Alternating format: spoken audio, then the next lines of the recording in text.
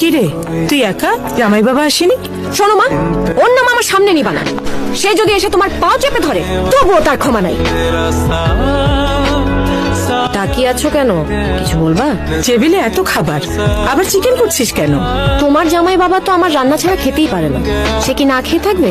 কিন্তু সে তো আসেনি। আসসালামু আসো আলাইকুম বাবা, আম্মা। ভালো সময় এসেছো, খেয়ে নাও।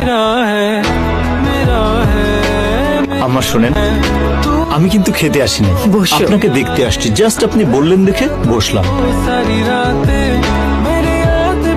আপনার মেয়ের রান্না আম্মা আমি মুখে দিলে টের পাই। স্বাদে কখনো 19-20 হয় না, বড় মায়া দিয়ে রাখে। মীরা, মীরা, আরে আসো আসো, বসো।